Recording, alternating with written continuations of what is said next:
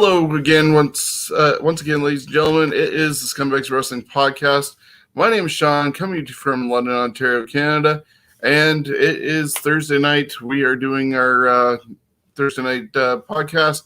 Got a lot going on, just going all over the place. Sorry if I feel a little bit scrambled at the moment, just these little buttons going on, but we have a lot to cover, including this week in wrestling. Going to look back at what happened in WWE, some news that just broke as well, with some deaths and releases. And, of course, we're going to look at what happened with AEW and All Out pay-per-view this past weekend, along with what happened last night on Dynamite. But first, we're going to bring in who's joining us tonight. And from Niagara Falls, it's Jonesy. How are you, Chris? I'm doing pretty good today. Anything new in the Falls?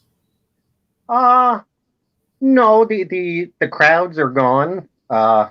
It's not as busy as it would be at this time of year. Usually it's a lot of 50 and up couples, but I don't see as many as last year. But there's just a smattering of people now.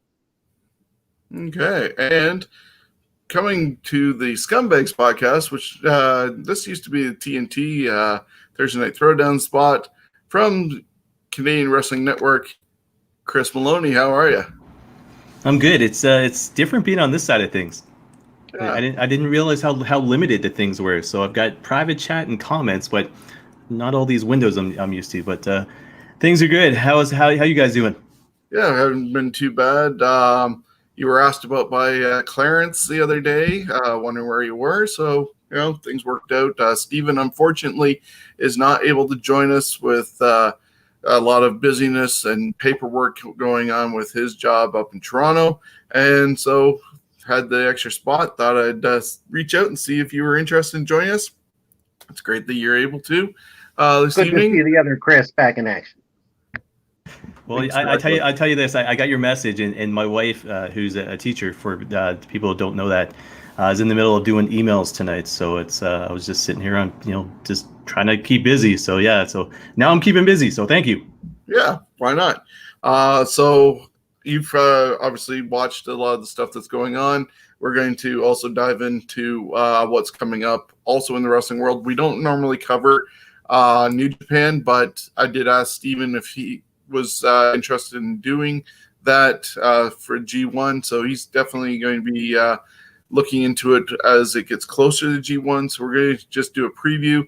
And I know you're a huge New Japan wrestling fan, so it's good to have at least somebody knowledgeable who might not butcher the name as bad as I probably will doing this. But let's dive into some of the news quickly. Unfortunately, during Chris Jericho's recent, I guess his Saturday night show, he ended up mentioning that Ralphus passed away, I guess last year, but he only recently found out about it. So rest in peace to John Riker, who was known as Ralphus.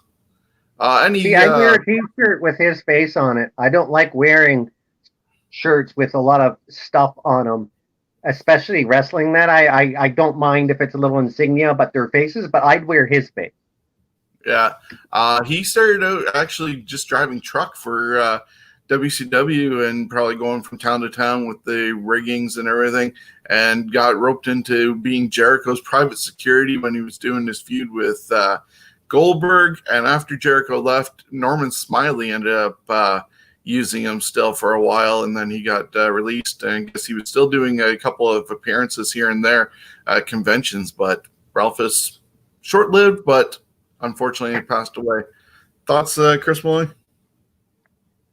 I'll tell you this. So you mentioned the whole Goldberg thing, but I think it was Ralphus that helped take Jericho from cruiserweight up to that next level. You know what I mean? Unfortunately, that he ended up passing away, and kind of nobody really knew about it. But you showed that shot on the screen there. I don't know who was uglier, Jericho with the hairstyle or Ralphus, but from what I understand, he was a nice dude in and outside the ring. So yeah, there we go. Yeah, Chris definitely had some rough hair going on in that episode of Nitro. Looked like he just got out of bed. The way things are. Taking a guy like that and putting him on TV reminds me a lot of what David Letterman used to do with a lot of people that were on his crew, camera, or people that worked around that area. He would do the same thing, bring them on, and it just enhanced things. I'll miss Ralphus. Yeah, definitely left a legacy. People remember Ralphus, even though he was more for comedy and everything. Another person who unfortunately just passed away, as I was putting notes together for tonight, was Barry Scott. People might not notice him by his face that's on the screen here, but people would definitely recognize him as the voice of TNA and Impact, especially in the early years of TNA when they were building up their pay-per-views like Slammiversary and Bound for Glory and everything. He'd be that booming voice that wasn't James Earl Jones going, TNA crossed the line. And just building up how epic whatever the matchup was going to be, whether it was Samoa Joe against Kurt Angle or Sting against Abyss and stuff like that. He'd make it sound as though it was you were going to actually sit at a movie theater and watch this, and it was like a must-see event, even though it was TNA and Impact. Your thoughts, guys? Well, I got to say, so you put down TNA/Impact, but I was a huge fan of them, and half the reason was because when you were getting ready for a pay-per-view, so to speak, and you're watching the hype on whether or not it be the live show. I don't think YouTube existed back then, but the website used to. But the fact is, I didn't realize how good he was until tonight. When you go on to the Twitter feed for Impact, they've got, I think, 7 or 8 shows that he did the James Earl Jones thing, so to speak. And he was great. I remember finding out from him he had done a backwards one, and it was when Rhino had come in, and the whole internet hype was like reverse it, and you'll hear this guy. So he was the one who announced Rhino coming into TNA. But a long history there, and I guess the last appearance that he had was for Moose, and he did like a personal kind of thing for him. But yeah, just one of those voices that you're always going to recognize in wrestling. I don't know who the WB has the same, but they've got a guy who does all the announcing for them. But I mean, it's kind of that voice that you're always going to remember TNA and Impact Wrestling being good for, so to speak. Yeah, well, as I was saying, though, he made the matches seem super important. Even if they didn't come off well, like Jeff Hardy and Sting, the build-up of his preview of that match was epic, and you were just like ready to put down your money for buying a TNA pay-per-view. Of course, mismanagement and everything else took away from it, but he was the voice that everybody looked forward to. Yeah, I got to ask you guys a question. Either one of you guys get to see Jerry Lawler on Stone Cold's thing recently? Yeah, I watched it the other night. Yeah, it was interesting because I think Lawler and Stone Cold, both of them had said that Jerry Lawler, Jim Ross were the soundtrack to, say, The Rock and Austin, right?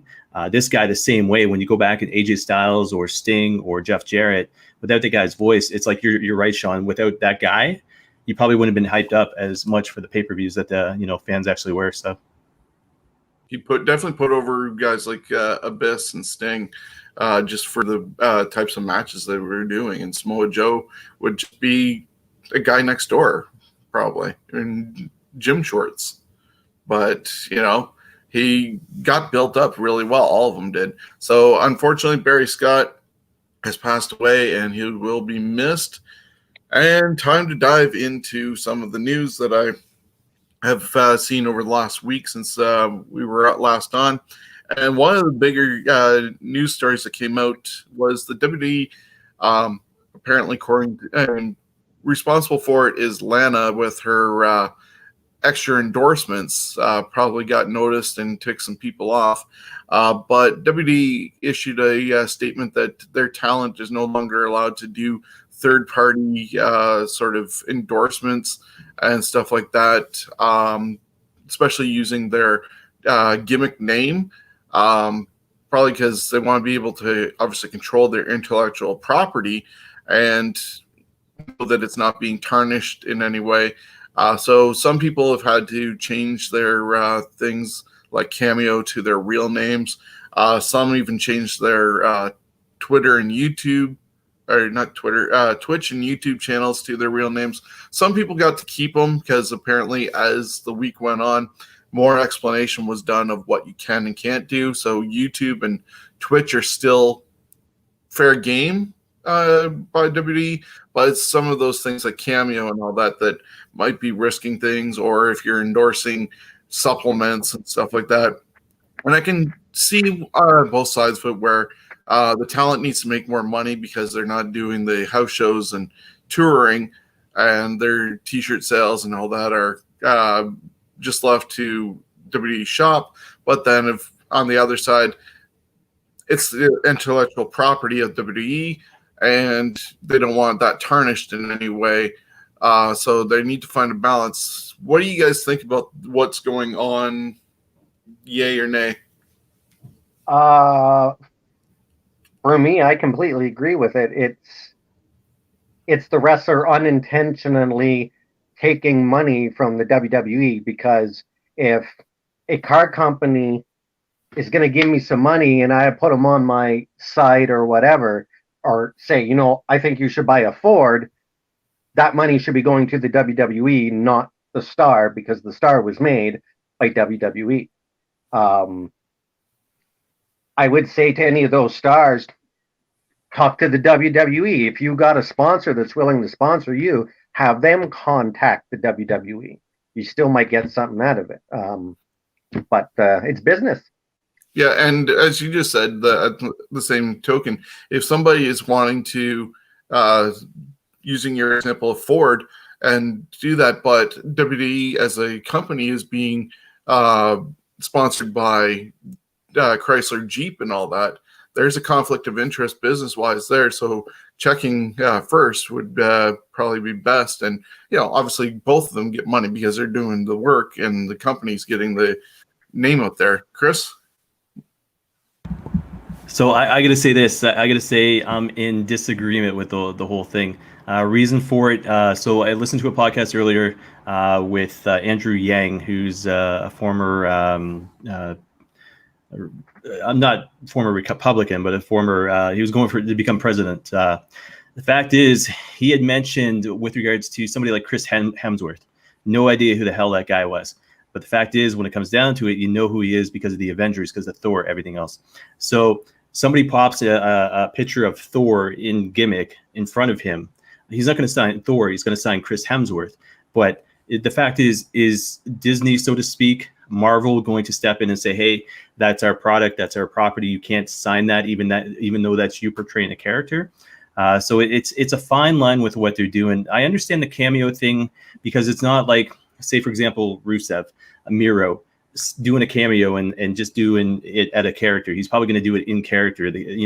I don't know. It's a fine line, but I've got to say, I think these guys should be able to use their real names as long as they're not rocking the persona. So, for example, New Day is a great example. So you got Xavier Woods, Kofi Kingston. As long as they're not, doing everything with their New Day gear on, I see no problem with them using their real names. So. Yeah, I think that's the main thing that they're doing. It's when, like, as you said, if somebody were to put a New Day picture in front of them and Xavier Woods signed to Xavier Woods, that's basically being WWE. But if you were to sign to Austin Creed, then, that's not a problem. What you pointed out with Chris Hemsworth signing his own name, that's a given. But WWE is saying that they shouldn't be doing it by doing their own gimmick name. So and that's the other side that I've heard it the past couple of days as well. Is the fact is, if you're at a WWE show and you're at a WWE autograph signing, of course he's going to sign Xavier Woods. But if he's no longer a part of WWE, much in the case like say Rusev is, you're not going to see Rusev under the AEW banner signing the name Rusev. That's a huge no-no. So that I can agree with. Exactly. So I think they're just protecting their intellectual property first and foremost, and hoping that everything gets balanced out. There's some guys that AJ Styles brought his own name to the WWE. So he's probably trademarked it, obviously, himself, and loaning that trademark out to WWE, but he's a different case compared to some of the other ones that we mentioned. Going on, Aleister Black did a video with Zelina Vega, his wife, and mentioned that actually he did hurt his eye when he got pushed into the ring steps. So there's like a black ring around his retina or cornea, and that's why he was still wearing sort of a bandana the other day when he was appearing on TV. But he actually did hurt his eye. Is that a stunt gone too far, or just an oops accident? I gotta say this. I gotta say I've I've hated the gimmick of the whole Seth Rollins character pretty much from the get go, and I mean anytime you see him or Murphy putting a guy towards the stairs, it just turns me off of WWE products. So I've never seen it before in wrestling. Hopefully, we'll never see it again after this. But I mean, it's tough because you've got basically human flesh going into metal, so accidents do happen. Yeah, well, that would be similar to would it be? Now I didn't see it, but wouldn't that be similar to when Vader got hurt by ring steps years ago? And he had it right above, like the eye, right about there. Yeah, this one actually went into Black's eye, and they were doing the whole thing with Rey Mysterio popping his eye out and stuff like that. Well, maybe they just put safety foam on the corners, Yeah. Going back to AJ Styles, he said that his stuff will continue on Twitch, but he also mentioned in a interview or statement that he ended up getting COVID-19 and was isolated for 10 days, got cleared to return to work, and because of the taping schedule at the time, he didn't actually miss any airtime, so that's why it wasn't noticed. But there's a lot of guys popping up now saying that they've had it. I guess Eve Torres and her husband, Kevin Nash had mentioned it last week. We heard that The Rock and his family. So unfortunately, there's a lot going on still, and wrestlers are not immune to getting COVID. The Associated Press reported that U.S. Circuit Court in New York appeals held up the ruling from 2 years ago when a judge dismissed the class action lawsuit involving concussions and brain injuries. And that's where guys like Demolition, King Kong Bundy, Jimmy Superfly Snuka, Paul Orndorff, and a bunch of others were involved with it. Basically trying to get money out of WWE for brain injuries that happened during their time working.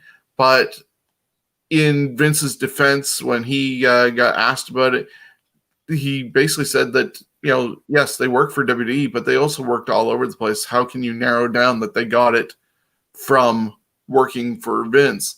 And I guess the judge agreed with that. And the lawyer that's been on the class action suit has done a lot of filings against WWE. A lot of them get dismissed, and apparently he has to now pay WWE court fees. Any thoughts on that whole court case, and good or bad that it got denied? It's unfortunate that the fact is, as much as I got to say this, so I agree with the fact that these guys have a right, but at the same time, nobody's forcing their hands at these contracts. They know what they're getting into. They know it's a physical sport, the same way with football. You hear about all the football concussions and everything else that happen. The fact is they do their best to kind of put up bumper pads, so to speak, for the performers to do whatever they can. I mean, think about it this way. Back in the 1980s, guardrails were metal. Now it's not like that anymore. You see performers go through these things, and they're trying to make it as safe as possible, but still at the same time, giving these guys the appearance of being a wrestler, so to speak. It's gotten a lot safer, but at the same time, like I said, it's unfortunate that these guys are going through this, but nobody is forcing their hands at signing these contracts. So it's unfortunate some of these guys get hurt more often than not. Some of these guys do it themselves, and we'll get into New Japan, and some of the guys over there right now are train wrecks, and they're in their 30s. But the fact is, unfortunate. Like I said, they're going up against a machine, and Vince McMahon is going to hire the best possible lawyers in the world to be able to fight this and keep money in his pocket, so to speak. And at the same time, when those performers are working, I believe Animal is also part of that, and Hawk. But that was the time that they were working before CTE was known. Now a lot of precautions are done to help protect the talent along the way. Jonesy? Oh, I'm just getting closer. Except for the safety of the steps, because the steps used to be wooden years ago, and they were pretty flimsy, where now they're made out of freaking steel. The other thing with that is it's like smoking. All these people that worked in diners or raceways and that, where smoking was allowed for years, and even in the States still now, and they try to blame the owner. It's like, well, you knew the danger. Same thing with getting bashed in the head. They knew the danger, unless they could prove that boss was saying, like someone like Mick Foley, hey, can you go out there and take like 10 more shots tonight? But even as we've seen in the one movie Beyond the Mat, that wasn't the case, that he actually kind of didn't want to go too far. So I agree with that, Roman. Yeah. Of course, now people could do the opposite with the fact that, with the safety protocols and knowledge known, that maybe future stars could sue, but the former ones, I don't think they have really a leg to stand on. Former stars leading into a couple of releases that happened this week. Akam and Razor, AOP got released. I believe Razor had been injured, but he got cleared to return, and that's why they got released instead of waiting during the injury. They were Maloney just dropped out on us for a moment, but that's why they ended up getting released. Vince McMahon also and he's back. Vince McMahon also gave Gerald Briscoe a phone call, and after 36 years of service to WWE, he was let go. But he says he's okay with it and will still also be available for talent to be helped out. And then just before we went on the air, Chris Maloney mentioned that Mike Rotunda, IRS, and Sarah Stock also got released just earlier today. So cleaning some house, people who unfortunately aren't being used at the moment. Who knows if they'll be back? Are they going to be missed, or is it just a case of revolving door can give somebody else a chance after COVID ends? I mean, to me, it's the experience factor. It's the aspect of where's Gerald Briscoe going to end up going? I mean, to me, AEW immediately. Fact is, I mean, he was mostly used as a scout, though. Yeah, and the thing is, what happens? He starts scouting talent for AEW. Even as old as he is. Fact is, it's tough because you've got the guys who were furloughed back in April of this year, and basically they're put on the shelves. We can hire you back, so to speak. You're basically just laid off. The downside about everything that's been taking place is all of a sudden Vince McMahon didn't make the Forbes 500 list, so to speak, this year. But he is still worth $1.7 billion. That, to me, raises a lot of eyebrows. It's and especially with a guy like Gerald Briscoe. I mean, who's next? Triple H? It's tough to see, because if you're a fan of 90s wrestling, obviously the relationship between Vince and Jerry, to the fact it's 22 years later, so to speak, and he releases them for what, I don't know. I don't agree with the releases. I know they're trying to cut costs and save money in this and that, but a guy like Gerald Briscoe, no, forget about it. Yeah, but if he's not able to do anything in Scout, how long do you hold on to somebody and just pay them? And what about Rotunda? Who's going to do everyone's taxes? There's going to be tons of cheats there now. Well, what's even worse about that, he's got two sons working for the company, and they lost Blackjack Mulligan, I think, this year or last year. So it hasn't been an easy go for them. Yeah, I think it was last year that happened. one final news thing before we get into WWE results and stuff like that. You mentioned his name earlier, but WWE is under attack by former presidential candidate Andrew Yang. He says that it's shameful for how WWE mistreats their workers. He hopes that if Biden becomes president, that he can pressure WWE to treat talent better, including healthcare and even a possible union. He's against the term independent contractor, considering they're employees of WWE, actually, and how WWE controls their names and likenesses, like we mentioned at the start of the show. And there's a full story with a lot of comments. I wasn't going to go through the whole thing, but if you go over to Post Wrestling, there is a article about what Andrew Yang has said and is fighting for. But that's it in a nutshell. What do you think about what he wants to do? Is it possible, or is it the fact of, a lot of times people have wanted to form a union? Jesse Ventura, I think Bret Hart had mentioned about it. But in this business of professional wrestling, is it a fact of, oh, you want a union? Thanks for coming. We'll hire somebody else who doesn't want to be part of this. I say yes to a union. And that would not be good for big companies like the WWF, but they could afford it. I think, and I know a lot of this stuff they cover anyways, but whether or not it's on paper, but they should have to cover medical expenses, all that stuff. And when they do in fact retire, and in a lot of it, I think that WWE has already kind of set up, but I think the workers do need some protection. Especially when you're talking big names, Exactly, but at the same time, I don't think they'd have a retirement package. But when they have gotten hurt, you hear about WWE's paying for their expenses and keeping them, their family afloat and whatever they're needing to be done. Plus, then you also hear the guys who end up leaving and get hooked on different drugs and need to go to rehab. They just call up the office and go, hey, I may not have worked for you for the last 15 years, but I need help. And they're just like, okay, here you go. Go get it. So I'm not sure if Andrew Yang has all of the information of what WWE does and doesn't do, regardless of the labeling independent contractor or not. And most of them have that Legends deal. Maybe they could just make that, if you work for us for more than a year, you get a Legends deal, which is whatever damn name you are and character, you can always buy the t-shirt. Chris Maloney?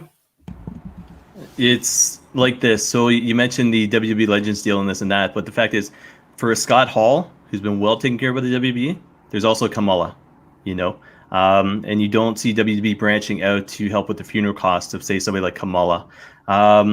For somebody like, I don't know, X-Pac, so to speak, Sean Waltman, there's a Tammy Sitch, you know what I mean? And you can only burn that bridge so many times. So the fact is, to me, a union, you either have to probably have about 95% of the wrestlers as a whole involved in this, or they're going to be blacklisted.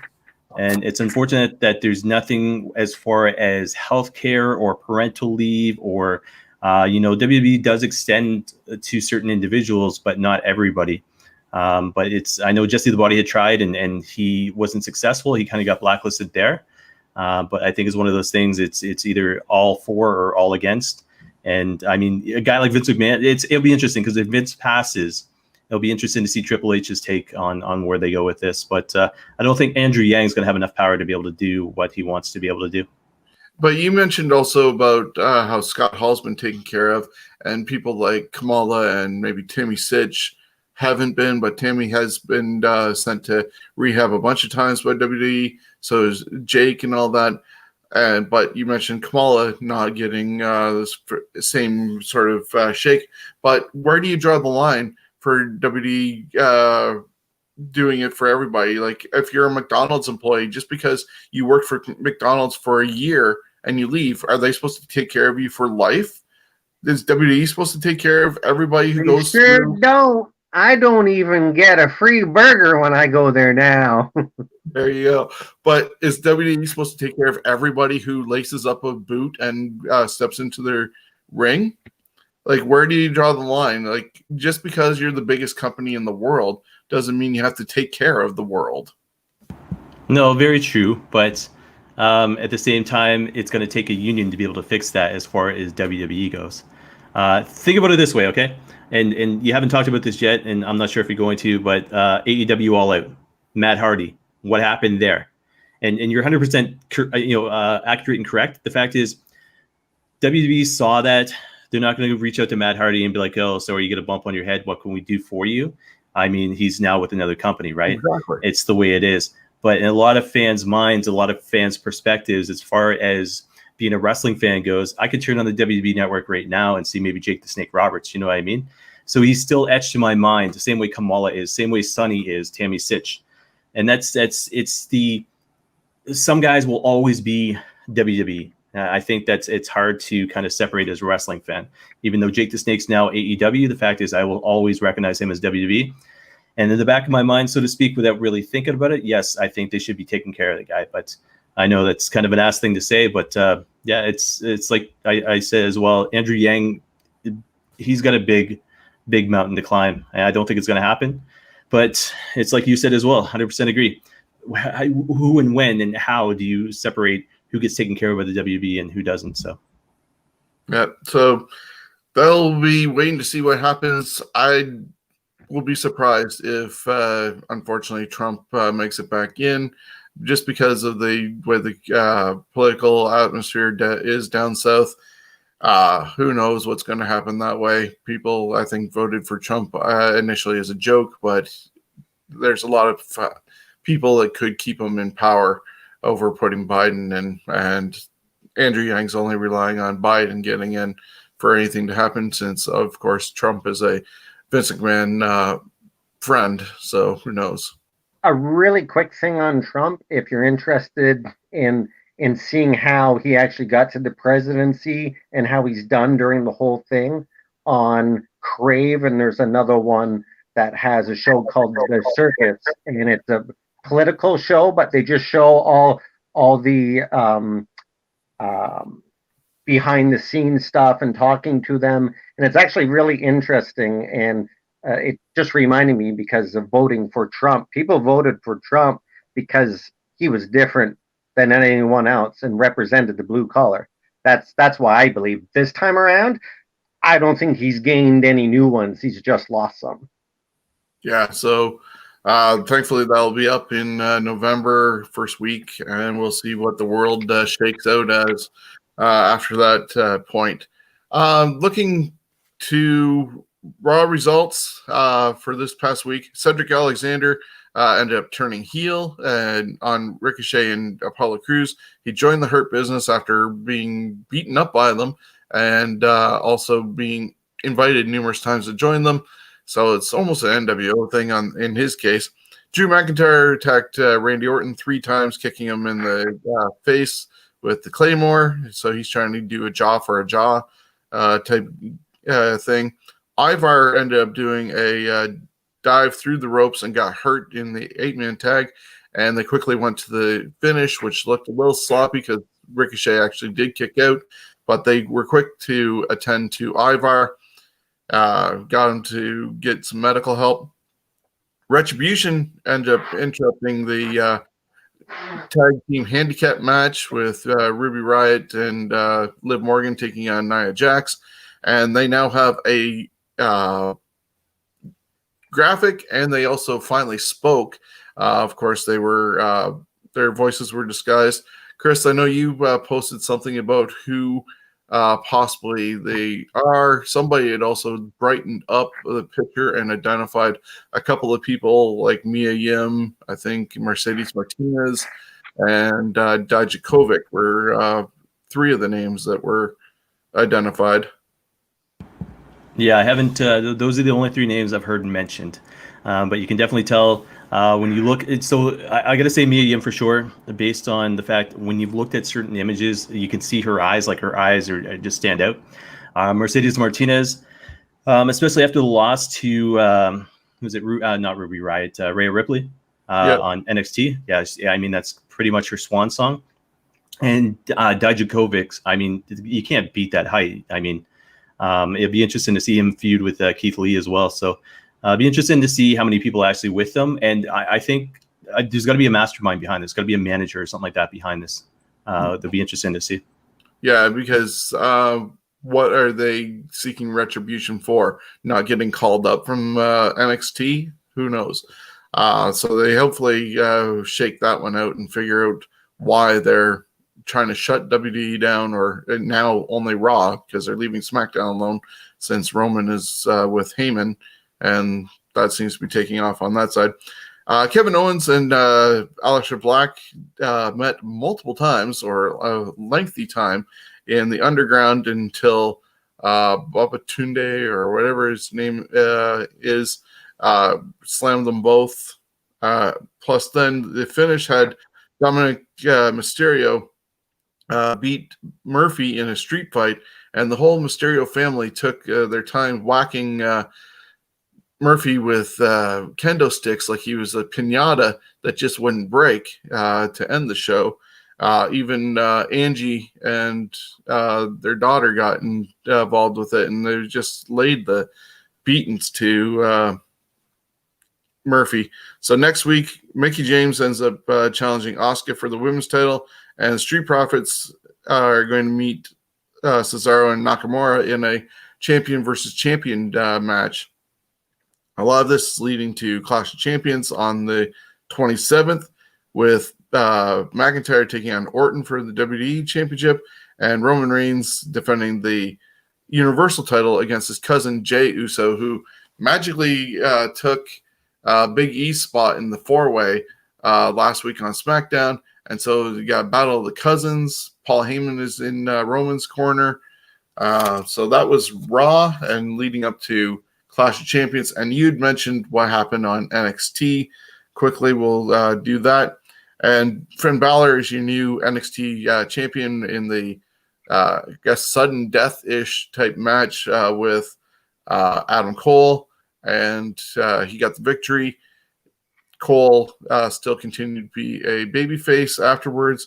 Kushida ended up attacking Velveteen Dream after he had a match, and they brawled. Roderick Strong and Bobby Fish are not necessarily doing the babyface turn that Cole did, so there's kind of an imbalance in Undisputed Era, and they ended up beating up Killian Dane, who got rescued by Drake Maverick, of all people. And then you mentioned the main event was Rhea Ripley beating Mercedes Martinez in a steel cage match, and Martinez is also out of the Robert Stone brand. So a lot going on over on NXT, and that sets up next week with Damian Priest defending his North American Championship against Timothy Thatcher, Breezango defending their tag team titles against Imperium, and Io Shirai is going to defend her women's title against Shotzi Blackheart. Thoughts on those 2 nights of action? So I'll be the first to admit on your show here, Shotzi's won me over. And it was interesting to see her with that title hoisted up against Io Shirai. She looked like basically she belongs, you know what I mean? So it'll be interesting to see maybe if she takes the title off her and it ends up on the main brands. But I was just thinking of something as you're going through the listings there. Rumor has Adam Cole is done with NXT. Reason for it is he has no affiliation right now with the Undisputed Era. He lost clean to Finn Balor. A strong Finn Balor at that. What happens if it's Adam Cole that's the leader of the Retribution? That would be interesting. Wasn't it last year, 2019, where it was NXT versus Raw versus SmackDown at Survivor Series? Yep. And Survivor Series is a couple of months away. So, plus the draft is coming up. So I don't know how soon I'd want to, unless he's with Retribution, I'd hold off until the draft and make it him a big surprise draft to Raw or SmackDown. Probably preferably SmackDown. Yeah, but what happens if he's the main leader of Retribution? Well, then he's going to Raw. Yeah, that would be something. Yeah, we'll have to wait and see. Although Fantasy Warfare, I tell you this, I'd love to see him in a ring with AJ Styles. I think that would be phenomenal. Yeah, and that's why I'd send him over to SmackDown. Dan O'Brien as well. And it's Sami Zayn? Yeah, Sami Zayn's over there. A lot of possibilities for Cole on SmackDown. So Shinsuke Nakamura as well. Yeah, before we dive into AEW, because there's a lot that went on with the pay-per-view and everything, Jonesy, let's do your segment of This Week in Wrestling. All right. Give me a chance to get a drink. Yes, it's about 6 minutes, I'd say, maybe 7.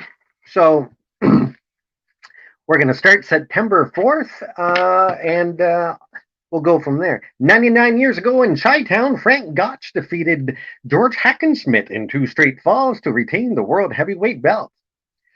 40 years in Sega, Japan, Giant Baba won his 3rd NWA Heavyweight Championship. 33 years ago, the WWF held the 3rd King of the Ring tournament. Randy Savage defeated King Kong Bundy to win the crown. 25 years ago, the first episode of Monday Night Raw happened in the Mall of America. And 20 years ago, Eddie Guerrero defeated China and Angle to win the WWF IC belt. September 5th, 30 years ago, Clash of the Champions 12 was held. Lex Luger defeated Ric Flair to return the NWA US title. 10 years ago, TNA presented No Surrender. Abyss defeated Rhino in a Falls Count Anywhere match, and Angle and Hardy fought to a no contest.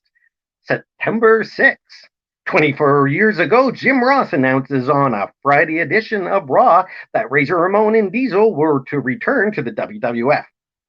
23 years ago, Steve Dunn would become the final holder of the USWA Southern Heavyweight Championship.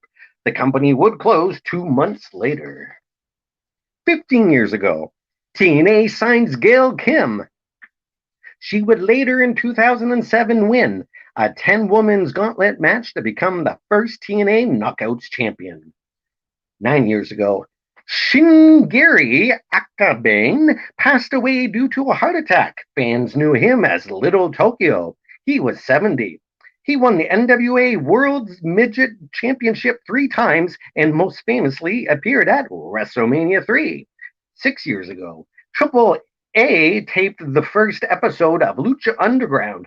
This show was produced by longtime reality show frontman Bart Burnett of Survivor fame. And happy 59th to Wendy Richter.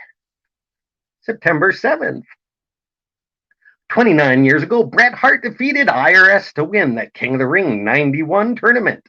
23 years ago, WWF presented In Your House 17 Ground Zero.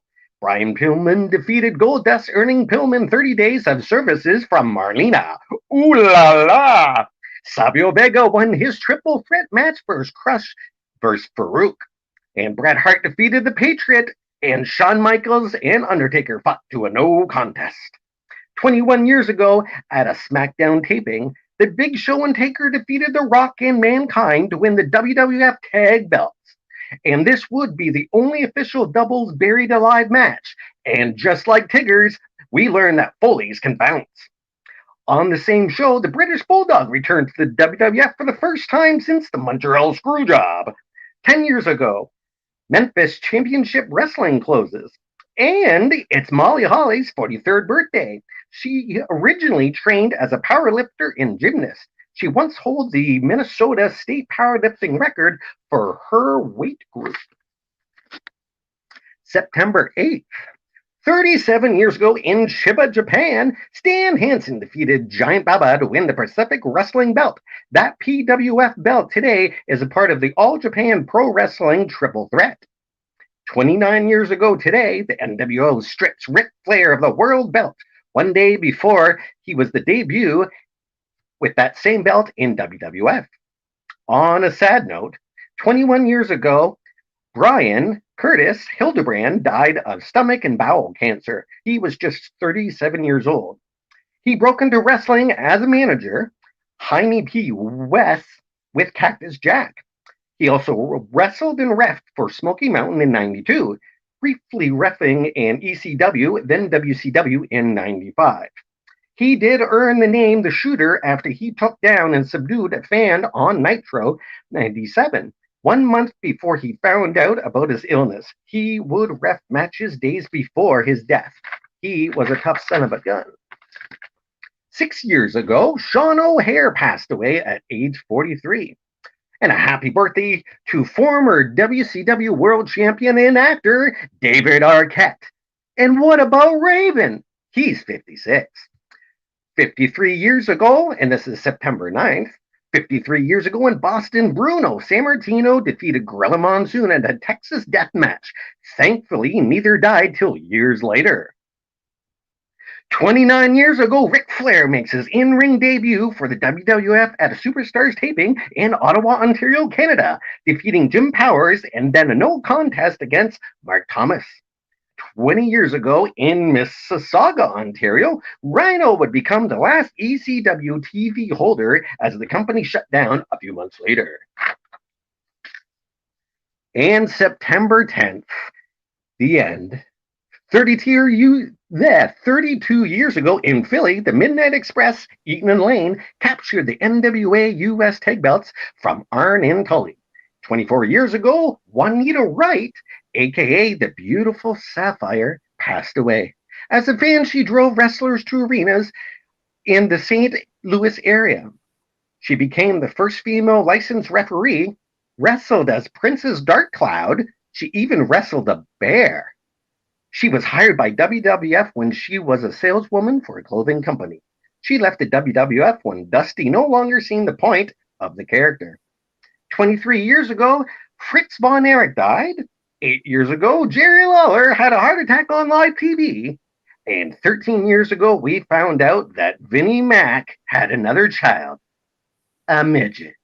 And that is it for This Week in History. Thanks a lot, Chris. There always is a lot of things going on that people may or may not have known. And yeah, it's nice to look back on what has happened because, you know, a lot of things are cyclical. And it's nice to see what happened then and what could happen still now, or just even honoring those who came before us. I gotta make a quick comment here. No, it's different for me because I grew up in the Maritimes, so we didn't have a lot of it. But I used to spend some time in Connecticut. That right there, Jones, what you just did reminds me of that promo to sell an event that's like a house show that's coming to your territory. I didn't realize that until I was a kid, and like I was in Connecticut, and then I moved to London, and it was like what was it, Cobo Hall in Detroit or whatever the heck it was. That's what it reminds me of. You're selling that show, and that's what it reminded me. Like I turned off the screen for a second, just listened to the audio. I was like, holy crap, it makes me want to buy whatever the hell you're selling. So what I would like to be able to do is actually hey, wrestling fans, it's Shawn from Scumbags Wrestling. September is Carry Malformation Awareness Month, and we've teamed up with Steven's Wrestling Journey to present this great t-shirt. Proceeds from it are going to help Sick Kids Hospital in Toronto as they do research for carry malformation. You can get the shirt for $30 or a poster for $15. However, I'm going to do something better. For the month of September, if you get your t-shirt during this month, I'll reduce it by $5. So you get the shirt for $25 or the poster for $10. Contact me through the Scumbags Wrestling Facebook page or email me at scumbagswrestling@gmail.com. Get an amazing t-shirt and help a great cause at the same time.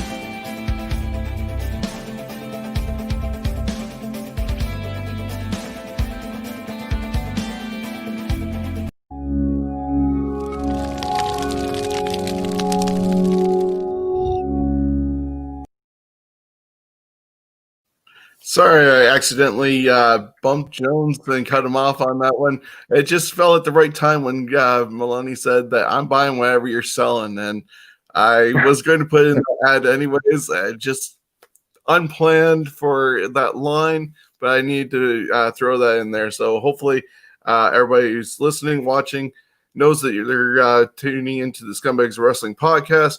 It's available on Facebook, YouTube, Twitch, and audio form. You're going to get it in Stitcher, Spotify, iHeartRadio, iTunes, Google, wherever you get your podcast from.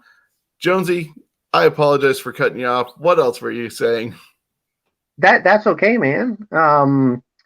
Yeah, Billy Red Lions. That's kind of the voice that's kind of in my head when I was reading that. And when I used to do commercials for one company I worked for, I'd have to do like 5 or 6 commercials in one day and do them bam, bam, bam, bam. And if you ever seen The Simpsons where Krusty goes in and does his lines and he just like does them real quick and then leaves the room, the other guy's like, okay, and we're ready to record. That's kind of where I was going for. Awesome. So we're going to go on to AEW news. Just this past Saturday was AEW All Out. It was available on pay-per-view. So some people in Canada paid $55 to watch it. I'm not sure what the price was in the US. It was available on Fight TV. And there was a couple of buy-in matches. I forget what all happened on there. I think Joey Janela was one of the matches with Sonny Kiss in his corner. And there was a tag team match, I think, also involving Private Party, maybe. But the main show started off really bad, in my opinion, with the cinematic type match of Big Swole and Britt Baker at the dental office, and Reba or Rebel was a part of it. So it was almost a handicap match. Just didn't come off as one of their better cinematic matches, especially after the Stadium Stampede. And I think the placement of it was really poor to start off the show. You guys saw both. I saw this event. What do you guys think about the first matchup of Big Swole and Britt Baker? I think that should have been saved for the DVD as a special surprise, and the audience there. It was horrible. I know they tried. I mean, it's not like they just slapped it together. They really tried, but it was just, especially the first match, and you go to what you know is pre-taped. Like, come on, that's crap. And I paid $55 for this? Of course I didn't, but no, that match was, I think, the worst match of the night.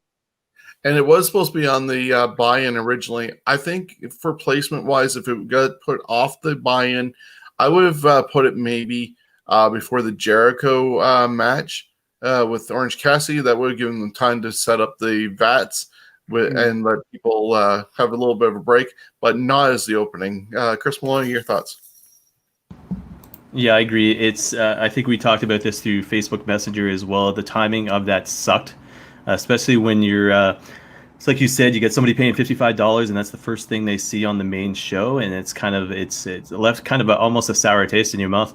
I realize Britt Baker is who they want to build as their future women's superstar, but it's what do they say? You learn to crawl before you learn to walk, so to speak. But yeah, I gotta agree. As far as the pre-show matches go, Janela or Private Party, so to speak, they should have reversed it. Put Britt Baker on the pre-show and left the other two matches on the main show. So yeah, and I think they also painted themselves into a corner weeks leading into it, because they expected Britt to be pretty much 100% to be able to do a match, and she clearly wasn't in that capacity to be able to go into a ring. So being able to chop up and do what she could and work around it, I will say they worked to, I guess, a strength of her weakness in that regards. But if you're not ready, just say you're not ready and save it till full gear or whatever. They could have held it off a little bit longer. The first official match inside the ring for All Out was Jurassic Express losing to a more aggressive Young Bucks. A lot of flippy stuff going on, but it was also telling the story of how the Young Bucks need to refocus and want to go after those tag team titles and not be taken as a joke. Thoughts? Well, I know Steve would agree with me that was a pretty good match. I thought it was a good match, especially after seeing the crap that they gave us, and then that was a good match to get things going back to, okay, now we're gonna do real wrestling here. Yeah, a little too much flippy stuff, but it was still entertaining. Yeah, it's starting to be exciting because me being a huge New Japan Pro Wrestling fan, the Young Bucks were starting to be the Young Bucks of New Japan. And it'd be interesting to see if they go heel style against, going for the tag team championship. So I loved it. Jungle Boy's a lot of room to grow, so to speak. Give him about 5 years, he's going to be a major superstar. But the match, I don't mind the flips. It's if it's done right, and helps with the story, I'm okay with it too. And this match should have been the opening to get people hyped for the event, because we said people are dropping money for it. They usually WCW used to put on the cruiserweights to hype up everything to start a Monday night Nitro or even a pay-per-view. They were curtain jerking, but they got the people hyped. This match would have done that, where the pre-recorded thing did not.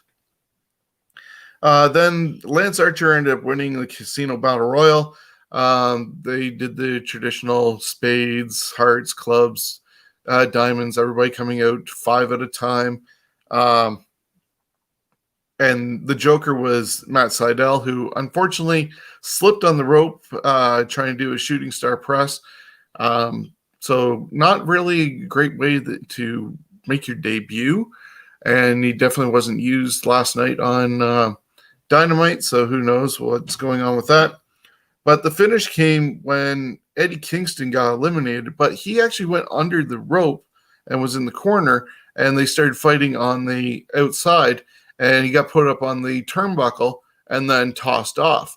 He didn't go back into the ring. So when he mentioned last night on Dynamite that he was not eliminated, he was right. So do you guys like the idea of the Casino Battle Royals? And are you okay with Lance Archer being the winner of it, or would you have liked to have seen somebody else? Archer, no, I was going to say Archer, yes. Casino Battle Royal, yes. But the current format of it, no, forget about it. They've got they're probably like a 2 out of 10 as far as the potential of that goes. I like the format of it better than actually the Royal Rumble, because it was a lot quicker. Well, this is essentially they had a couple good spots in it. The one that stuck out for me was the guy in the bag with the thumbtacks, even though most of the thumbtacks actually fell out, because you can see the big pile of them that actually fell out when he was zipping it up. So, but the chuck in which he did, I didn't rewatch it to see if he was even like, okay, I know what end I have here, because just the way he went, yeah, it was like, oh dear God. You're talking about how Darby Allin got put into a body bag, and the thumbtacks got put there, and Brian Cage tossed them onto the stage. Yeah. It was definitely a visual, but not and one I did think Shockmaster when the slip happened, except the difference there was nobody laughed except maybe people at home, but nobody laughed. None of the wrestlers did, and he wasn't going through a wall. He was doing a very difficult move. You think that out of all of those guys that are there and the people that have been doing it for years, if they knew he was going to do that move right away, he would have brought it down a towel, done a pre-wipe, something. Because, I mean, why would you do that in that type of match where everyone's already touched everything? It's like, that's what I don't understand. It's like they're supposed to be professionals, but to me, that was a big goof up. Maybe not so much on his part, but on the people that run the show. Well, there's that. Plus, the fact is, apparently it was 95 degrees in Florida with over 100, maybe 107 with the humidity. Humidity was huge that night, and they were still performing. So there was a lot of sweat, whatever on those ropes. That did answer one of Jim Ross's commentary things that annoys me. Oh, that they know how to land. Yes, they do know how to land. That's how he didn't kill himself, because he's been doing it long enough that he knew how to land after slipping. So I'm glad to see he got right back up. It was like, oh dear God. So go ahead. Yeah, and he made sure he didn't.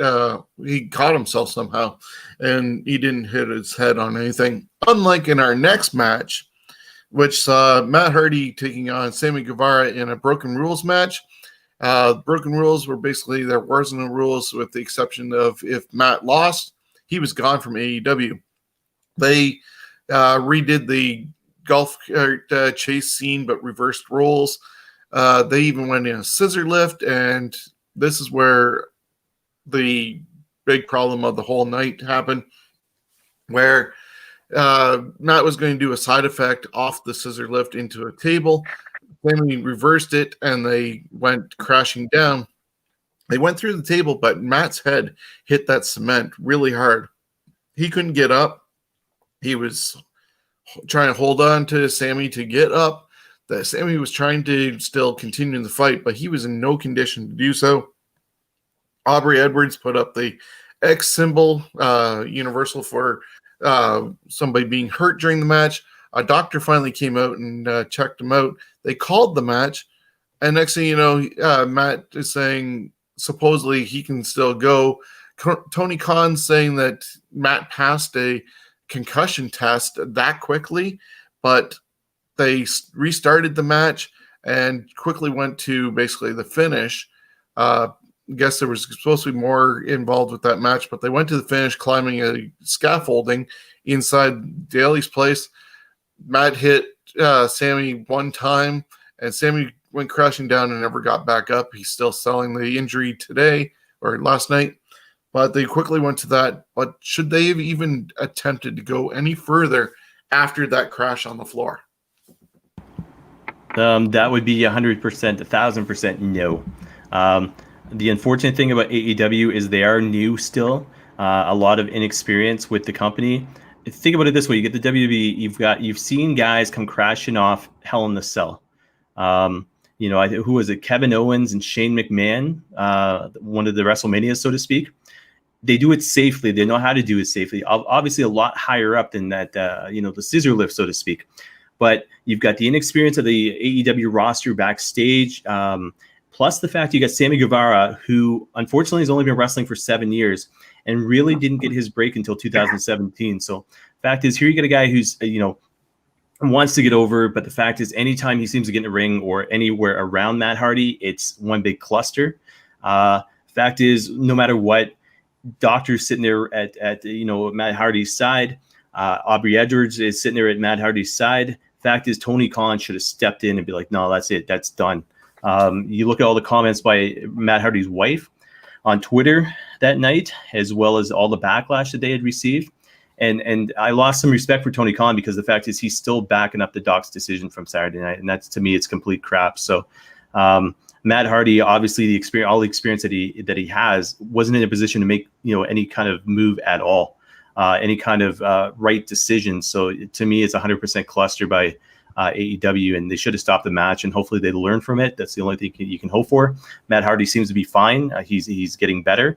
But the fact is, we should never see anything like that on pay-per-view continue, Yeah, and whatever heat was going on between Rebby and Tony Khan, basically you can say got solved because Rebby was there last night. If that hadn't been, it would have been a different situation, but whatever is going on, thankfully they got over it, but it did take away from the next match, which was. I wanna put my 2 cents in there. I personally think that it was all planned, and it went to plan. When I watched it and I rewatched it again, he did not hit his head on that concrete. I don't know what people are talking about. There was no blood. He did get up. I think the whole thing was they knew that it could go bad. Hardy probably said that, yeah, we can do this, but I may bump my head. And if I do, this is what we're going to do. So he probably was out of breath. There's no doubt about it. But I don't think he hit his head. Like, I'm sorry, he's been doing it for far too long. The hit looked clean. They hit the second table, not the first table.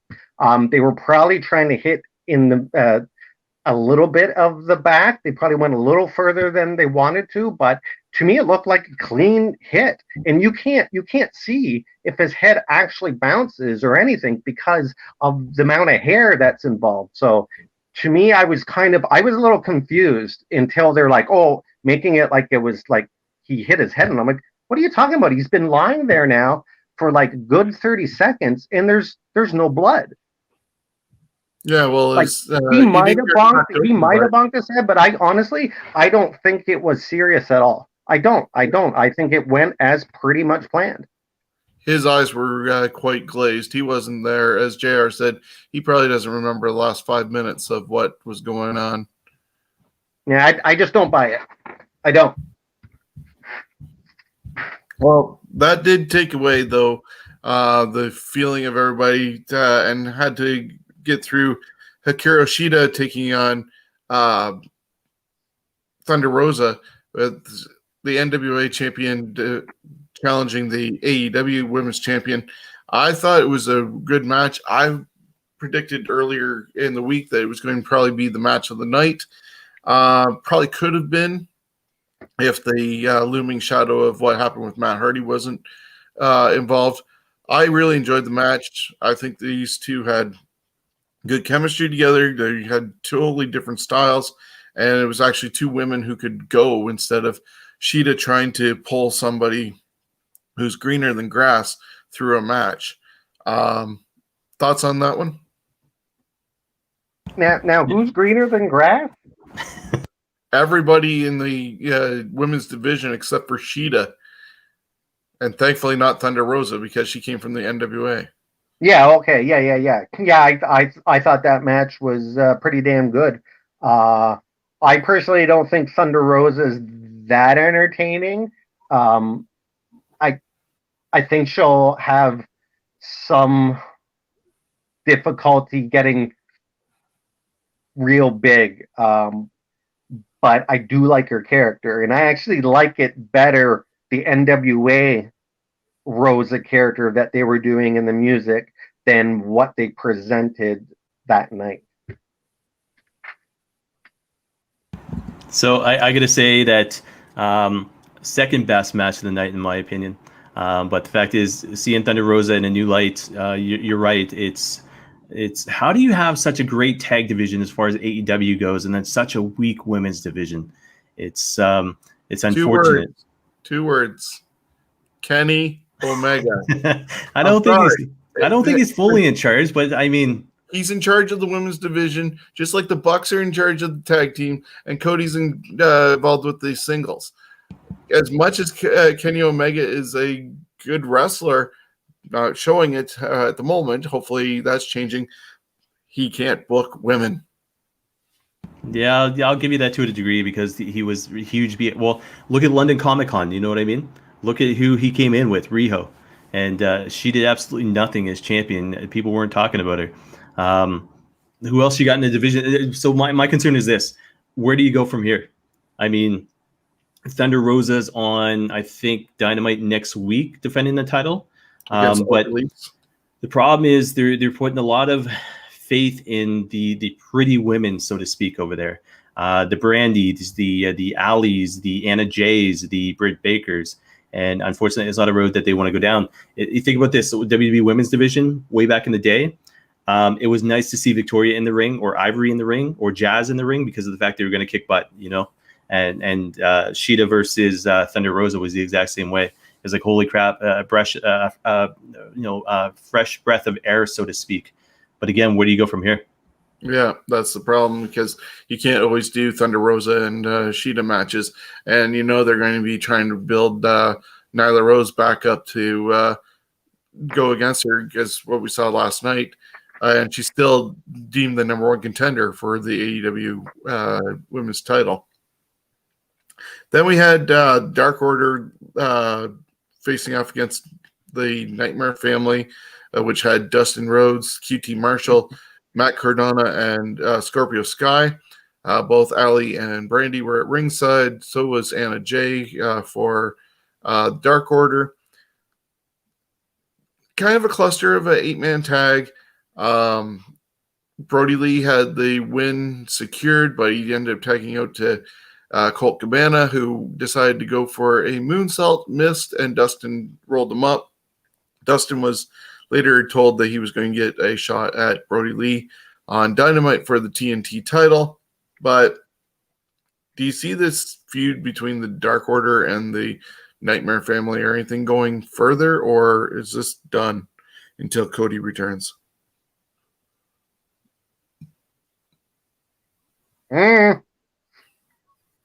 Okay, so that's how much of impact that match had.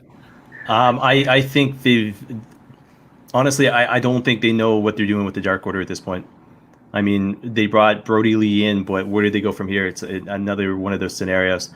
Cardona is obviously going to get over at some point, but what do you do with the Dark Order? I mean, you've the SSB, so Grayson and Uno kind of put in the back burner right now. The focus has been Brody Lee as well as Anna Jay, and then basically beyond that, it's they're going to get lost in the shuffle. I mean, mid card for life, so to speak. But it was nice to see Dustin get the win, which was surprising. But Brody Lee, Colt Cabana, I mean, eventually, are they going to end up feuding, which doesn't excite me at all. So as much as I love the gimmick because of the fact I'm a little bit biased, but I don't see the Dark Order doing anything major probably for the next 6 months to a year. Yeah, it's unfortunate. Just the pecking order that they had and the really flat opening that they had. Bring them in. Nobody knew who the SSB was. And so it's been an uphill battle struggle for them. Up next was FTR defeating Hangman Page and Kenny Omega for the tag team titles. Tully Blanchard was at ringside. I'm not sure if they had a lot of chemistry between them. Sometimes it did seem a little plotting, but like how FTR is using the tag rope.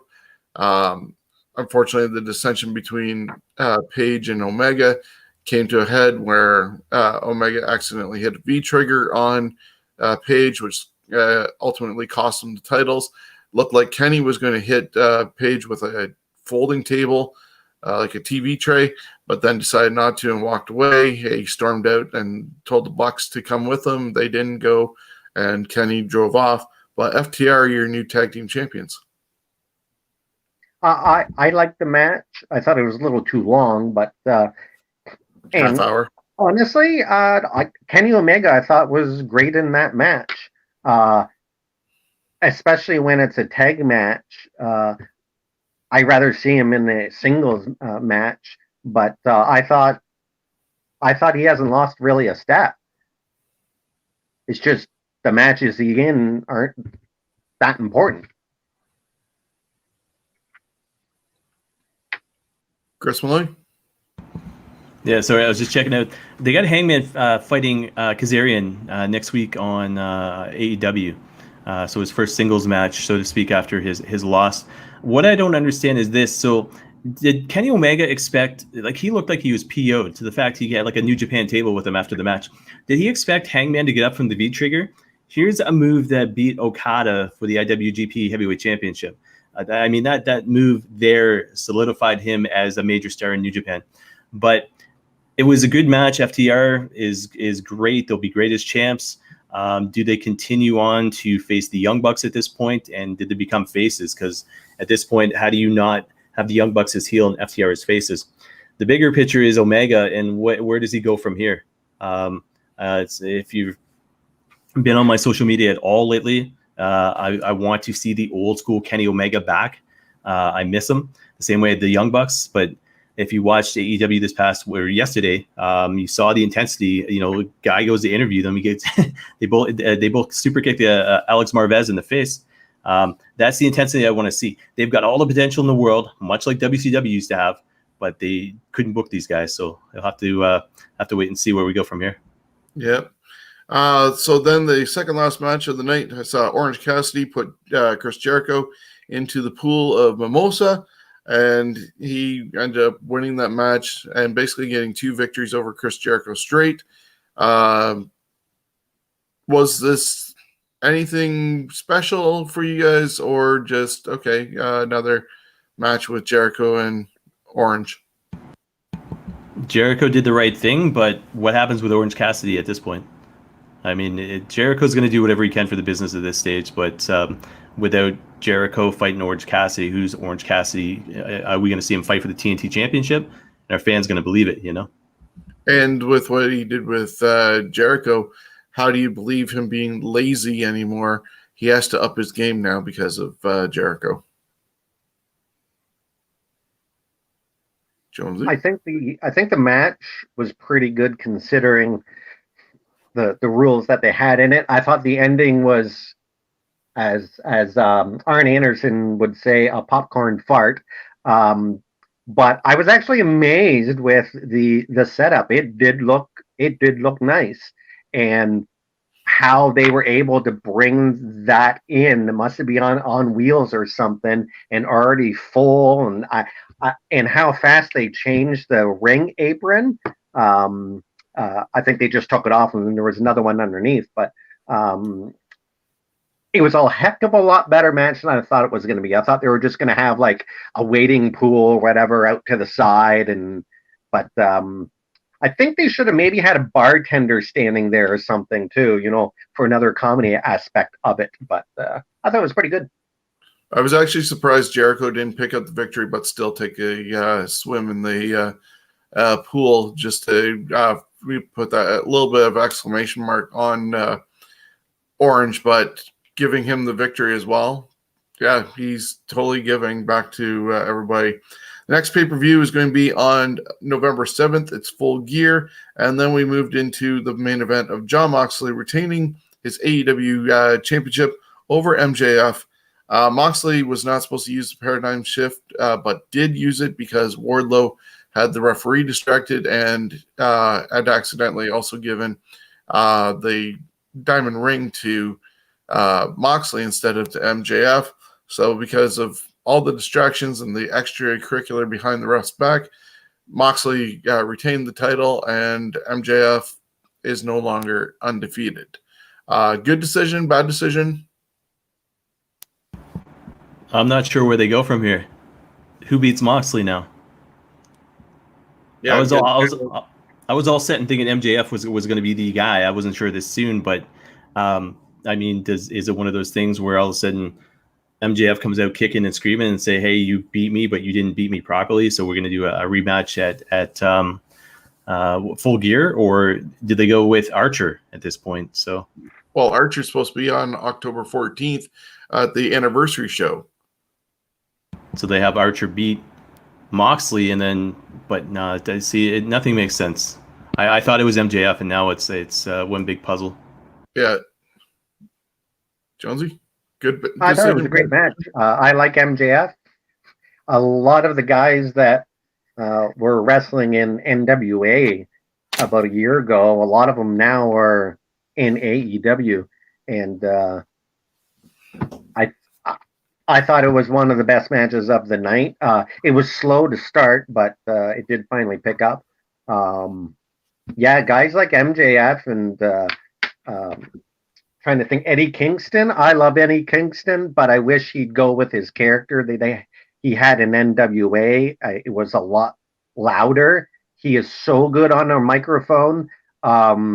He needs to be a top freaking heel. That guy, I really like. If you didn't watch NWA Power when it started about a year ago, the first 10, 15 episodes he's in, and it's fantastic. Jones, what do you think of Ricky Starks? I love Ricky Starks. I think when I first seen him in NWA, it's like, boom, there's a star. He might be a little small, but I think in today's era, he'll get over that. He's full of energy. He's a good wrestler. He looks great. And again, I think I liked him better in NWA. He seemed maybe it was because there wasn't as big as names there as where he is now. But I think you're going to see a lot of good things out of him and Eddie Starks, or not Eddie Starks. Eddie Kingston. Yeah, so that was the end of All Out. So last night, AEW Dynamite happened. Jericho and MJF were shown meeting in the parking lot. They both said that they were screwed over in their individual matches, but then you see them leaving, and they did a split screen, and they both call each other losers even after they boosted themselves up type deal. So still kind of keeping the heel thing going on that one. Jurassic Express beat the Lucha Brothers. They're going to get a shot at FTR, but not for the titles. There was tension between the Lucha Brothers, and Eddie Kingston tried to be peacemaker. Jake Roberts and Lance Archer did a heated promo hating people. Yeah, Northwest out in the rain. Matt Hardy came out and addressed his fall. Rebby was there, and he said he's going to go home, get healed, but come back and wants to go after the AEW title when he comes back. Orange Cassidy beat Angelico. Jack Evans was at ringside as well. And after the match, Santana and Ortiz attacked him, but he was saved by the Best Friends. And so next week, there's going to be a parking lot brawl between Best Friends and Pride and Powerful. Then the Young Bucks ended up super kicking Alex Marvez. They are each fined $5,000 for doing that. Kip Sabian announced his best man for the wedding. First came out Puff, and thankfully we know who Puff is, but I guess they explained that he's one of Kip Sabian's followers on Twitch, and just wanted to get him to keep on being a subscriber, but he wasn't going to be the best man. Earlier in the night, we'd seen on social media that Garcia and Blackwood also were in attendance, and they went against Butcher and Blade on Dark, so you'll get to see that on Tuesday. So 3 of the 4 Buffalo brothers made their way to Florida yesterday. But then, since it wasn't Puff, the birthday boy, Brian Pillman Jr., came out thinking it was going to be him, and Kip Sabian's like, yeah, we're not even friends. I just said you're the best, comma, man. Sort of in a birthday celebration. And finally, the best man did come out, and it was Miro, formerly known as Rusev, and he's now all elite. He said he, after 10 years of being in WWE, and that glass ceiling and the brass ring, shove it up your ass type deal, fans were chanting Miro Day. He liked the sound of it. So he's now all elite. Hangman Page had an interview with Tony. He doesn't know where to go from here. He lost the titles, lost his friends. He blames himself. Inner Circle, Jericho and Jake Hager ended up beating Joey Janela and Sonny Kiss. They now want to be in the tag team division and work their way up the ranks for those titles. MJF fired his whole cabinet for the campaign headquarters since he failed to get the title. FTR had a title celebration, and they made fun of Jurassic Express, and some ice and napkins were all thrown and stuff like that. Ricky Starks made fun of Darby Allin. Nyla Rose beat Taya Conti. She's now signed, just almost a birthday gift for her as well. And so they're not sure if she'll join the Dark Order, because Anna Jay's supposed to be wanting her to join them. And Jim Ross talked to Omega. Omega doesn't want to do tag teams anymore. He just wants to concentrate on his singles career. So hopefully this is that change that you're hoping for, Chris Maloney. And in the final match, Brody Lee beat Dustin Rhodes to retain the TNT title. Thoughts on yesterday's shows, guy? Is it bad that the biggest highlight for me is seeing Puff come out on screen? I mean, yeah. that is Canadian independent wrestling in me right there. I mean, I was a cross between multitasking last night between the Raptors game and then basically AEW, and I started. You were knitting. Well, maybe knitting too. I don't know. 2 of the 3 was correct. But anyways, I screamed, and my wife comes in. She goes, "What's going on?" And I say, so I had to explain who Puff was and everything else, and then Raptors, obviously, But that was, to me, that was highlight. And then I didn't realize what the hell had gone on with like Garcia and Blackwood there. until today through the Scumbags, and I was like, holy crap! And then I went on Twitter, and like, sure enough, it wasn't just hey, they're down there. It's like they've got entrance musics and promos and everything else going on. And it's, to me, it's seeing a guy like Daniel Garcia go from where I first saw him at to now all of a sudden being part of that number 2 company, hopefully on a more regular basis than just a tryout. Obviously, Pepper Parks had, some kind of pull with regards to this match, but the exposure they're going to get on YouTube, on Twitter, this coming Tuesday night, I mean, that was huge. But yeah, and Kenny Omega, I can't wait to see where he goes from here. Hopefully it's the 90% version of New Japan Kenny Omega. I'll handle even 75% of them. But the Kenny Omega that we've seen since AEW launched, it's been complete crap. So it'll be interesting to see where they go leading into Full Gear. Yeah, I was super happy when I saw Puff, and earlier, just before the show started, I seen the pictures of the Titantron marquees of both Garcia and Blackwood. It's almost like how last year at SummerSlam, how we end up popping for the fact that Garcia has been on TV for WWE. Kevin Bennett also had a match against Andrade on SmackDown, but during SummerSlam, we got to see Sebastian Suave and Carter Mason. So it was like those guys that and have interacted with, and seeing them succeed like that, and knowing, like we said, we saw Garcia and Blackwood go against each other in some of their first matches with Smash at London Comic-Con, and to know where they started and where they are hopefully making it to is awesome compared to the rest of the show. Jonesy? Yeah.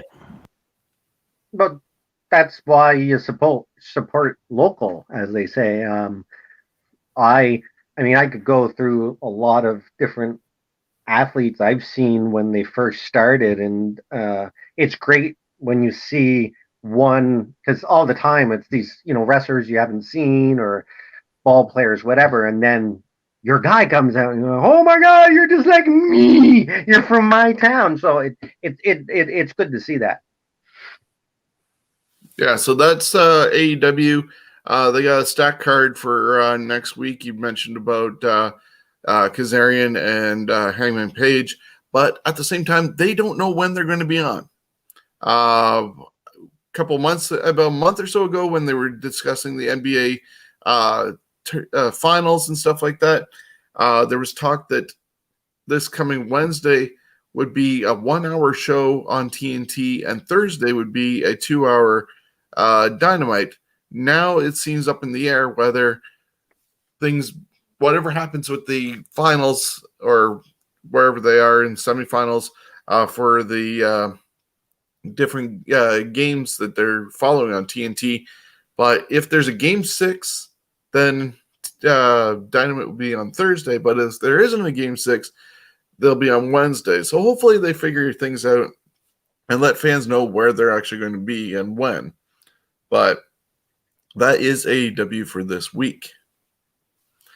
Now, one last thing before we start plugging all our various adventures is the G1 tournament.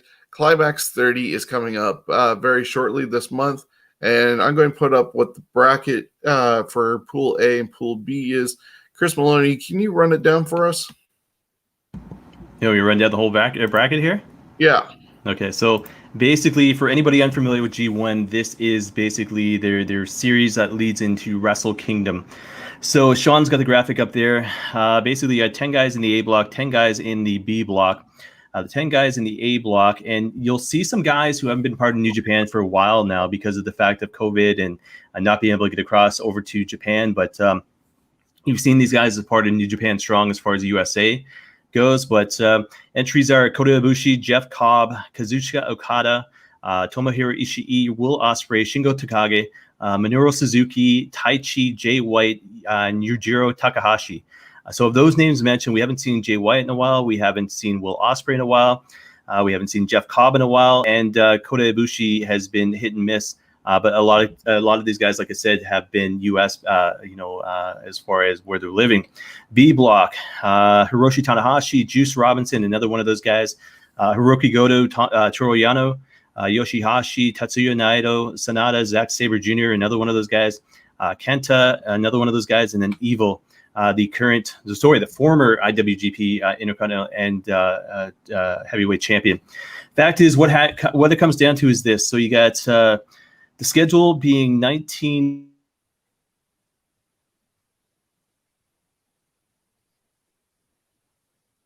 I think we lost him for a moment. Starts on Saturday, September 19th is the opening night in Osaka.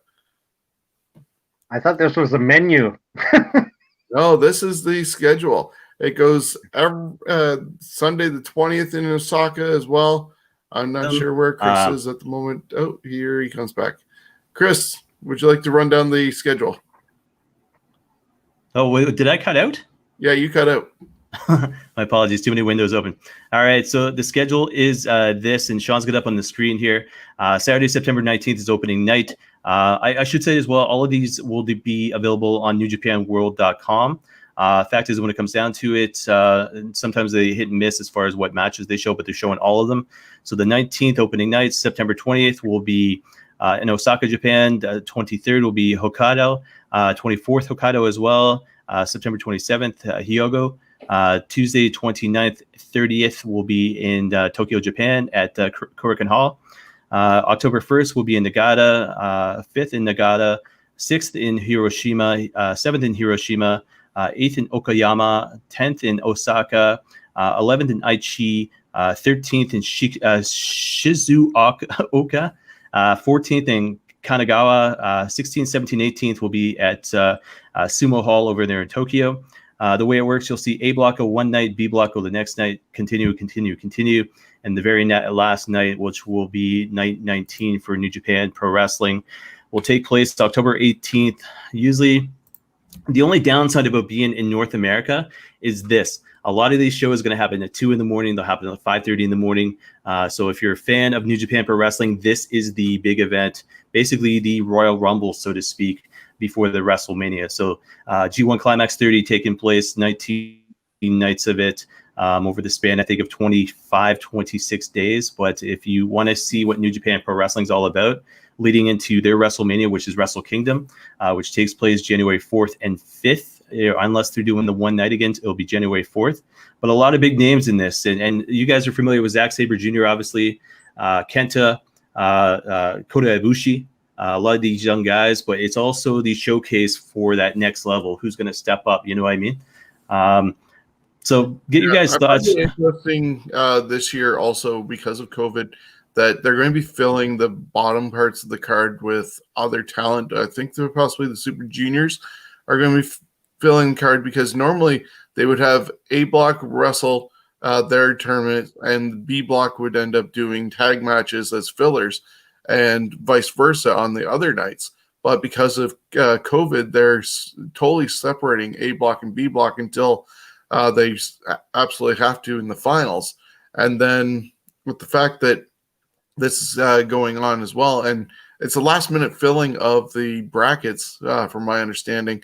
But to have the guys who are not normally in Japan, who've been living in the States, somehow are able to travel over to Japan to be a part of this. They must be already over there and possibly doing their quarantining so they can be a part of it. But it's good that they were able to get those guys over from the U.S. I gotta say, my prediction right now, even before the tournament starts, I'm gonna say it comes down to Will Ospreay and Tetsuya Naito, who is the champion, and then basically Ospreay beats Naito to get that briefcase. So you can see the brackets there. So you got where are we here? We got Ospreay in A block, and then Tetsuya Naito in B block, who's current champion. But I think they're gonna go with this. Ospreay beats Naito in the finals, wins the briefcase, shows he's beaten Naito, and then basically at Wrestle Kingdom we see the rise of Will Ospreay, so to speak. So I'm excited. It's more important to me than WrestleMania is, and me being a North American wrestling fan. But yeah, I love G1 Climax, Wrestle Kingdom as well. So, Jonesy, your thoughts on it? I'll watch a little bit, but I don't like having to have a schedule. So that, I mean, because I can get all those matches from friend of mine has that, so I can watch matches if I wish. I don't like going by a schedule, and I like to bounce around on what I watch too. I like to watch a lot of BJW, if you're familiar with that. Big Japan. Is that what it is? Well, BJW. They do a lot of like the for us and 2 ball matches and all the crazy shit. Isn't that DDT? Well, it comes up as BJW. Yeah, no, it's Big Japan Pro Wrestling. Yeah, he's most famous for his deathmatch style contests. And I follow a lot of that stuff. I love that wrestling, man. If I could bring that shit here, woo, baby. Yeah, it'd be like I think it'd be like the ECW of Japan, but it's been going on since '95, so kind of right around the same time ECW existed. Yeah, they do crazy hardcore stuff, but they also do a lot of comedy hardcore stuff, and some of it's like really funny as just funny stuff. So that concludes our show for tonight. It's actually a longer one, but there was a lot to talk about and get through, whether it was news or all the stuff with AEW and talking about G1. So it's time to plug your stuff, guys. Chris, what do you got going on? Well, I do have the wrestling trivia game show challenge. There is talks that the current host is going to be fired and we'll be getting a new host, but contracts are still in negotiations over that. We are looking for players, so anyone that hasn't played or wants to play it again and again and again, that's all right. I've got a bunch of boards ready to go, so if you want to play, just get a hold of us, whether it's through us on our page or Shawn or whoever. Excellent. And Chris, what do you got going on for you? Same as what I've been doing weekly now, and that's CWN, which you can reach me just cwnonline.ca. A lot of news stories, as well as a lot of the content from what we've previously done with regards to what we used to do on Thursdays, and as well as Shawn's got the logo there in the background. So Fantasy Warfare Tournament, you'll be able to find some of the past shows that we had done as well with regards to those. I know you guys are keeping it going, which is kind of cool. I think you guys had done the greatest tag teams, and then all of a sudden, I think, what was it, theme music or something like that I saw? WCW theme music? Theme music was this past week. Yeah, we continued with the tournament, and we did the 4 weeks of the tag teams. Our final 4 were the Rock and Roll Express, the Dudley Boys, the Midnight Express, and the Harlem Heat, with Dudley Boys coming out on top. So right now we are doing the greatest theme songs with WCW in one bracket, WWF prior to WrestleMania 17, WWE after WrestleMania 17, and then there's a wild card position that has about 8 songs from Impact, and then some of our leftovers from the other 3 that didn't make it into those brackets. But this is what you can expect this Wednesday when we break down the WWF.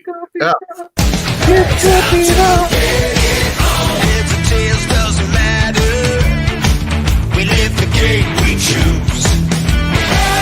With the lightning and the thunder, and we refuse to lose. We belong to be out here, proving year after year. So if you're with me, say it louder.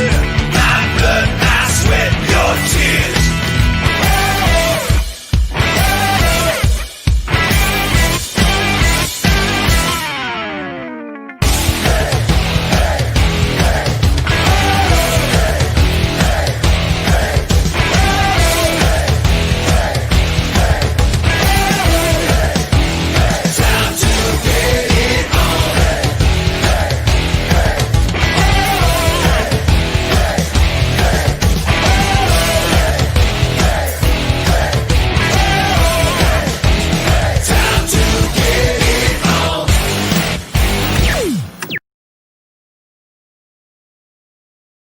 So that is what is going to happen this Wednesday on Fantasy Warfare Tournament with the WWF division. We have things like Shawn Michaels, Sexy Boy, taking on No Chance in Hell. There is also Doink's Evil theme taking on With My Baby Tonight. Bret Hart against Ted DiBiase. Demolition against the the Nation of Domination, and a whole bunch of other matchups. Mankind's team is going to be in there against the Brothers of Destruction. You forgot one of the best ones. The one I noticed right away. You got the Undertaker versus the Ultimate Warrior. Like, holy crap! How do you decide between those two? Taker versus Warrior in the first round. The American Dream Dusty Rhodes is going to go against Jake the Snake Roberts. These, we are going to be trying to figure out what their impact was on their whole presentation. If it's a good song, a bad song, if it meant something, or if it's just background fodder noise. Last week, as I said, we did WCW, and surprisingly enough, even though I eliminated it in the first round, it survived all the way to the finals, and the Four Horsemen theme from WCW is in the final four. So we'll find out who else joins us. You can contact me on all the social medias down below. Scumbags Wrestling on Facebook, Twitter, Scumbags Canada, Instagram, Scumbags Wrestling, and also email me, scumbagswrestling@gmail.com. So that's Chris, what we got going one on. question for you. One question for Chris there. Who would you have picked between the Four Horsemen song, okay, or where is it? The Ricky Steamboat theme in WCW. Which one would you have voted for? So you're talking the Four Horsemen with the galloping and then very beginning. So I can't remember Ricky Steamboat. So Shawn, if you want to take this for a second, I'm going to go and just YouTube it quickly. I'll give you an answer just in a couple seconds. Okay. So he is going to look into that. While he's looking that up, I did put up a banner for Steven's Wrestling Journey. Halfway through our show, you saw our commercial for the t-shirts. I'm wearing it right now. There's also an 11x17 poster. September is Curie Malformation Awareness Month, and we're raising funds for Sick Kids Hospital. You can get the shirt this month or the poster for this month, $5 off, meaning $25 for the shirt or $10 for the poster. Let me know what size you want, how you want it delivered. Hopefully you're local and I'll save any shipping and handling. But we want to get this new shirt out as independent wrestling starts coming back around, and you can come up with some new gear. 22 stars of the Ontario independent wrestling scene, including students from Tyson Duke's Wrestle Factory, the Pillars, the Buffalo Brothers, as we said, Kevin Blackwood, Kevin Bennett, and Daniel Garcia. There is Casey Spinelli, the King of the North, Carter Mason, the Wild Child, Jody Threat, Bubblegum Princess, Alexia Nicole, and many more. So support Curie Malformation Awareness Month, the research at Sick Kids Hospital, and I guarantee you 100% of the profits raised from these shirts and posters is going to Sick Kids Hospital. I've been working during the COVID-19. I don't need the money. I want just to get these shirts out and have them see the light of day. And if it means helping out a charity, I'm all for that. I'm first and foremost giving back to the community, and I hope you can too. Chris, I hope you've been able to hear that song and you're able to give us some feedback on Jonesy's question to you. I'm going to say it was close, but no, Horseman. I would have went Horseman. It would have been so if it had been Steamboat's WWE, it would have been a toss-up. But yeah, I got to go Horseman for WCW. Well, you would be also surprised to know, if you didn't end up seeing last night's show, that the NWO theme songs all got eliminated in the first round. So I'm gonna. So you got old school wrestling fan in Jones, and I know where Steven's passion lies. So I'd have to say probably anything Jim Cornette, Midnight Express, anything like that related. yeah, definitely beat out the NWO. So Yeah, so that's how we ended up breaking that down. I hope everybody joins us for this week's episode. If you have a topic for us that you'd like to see, throw us a line and you can be part of the show. We're running long, but we're going to get out of here. Thank you guys for being a part of it, and we'll see you next time on the Scumbags of Wrestling podcast.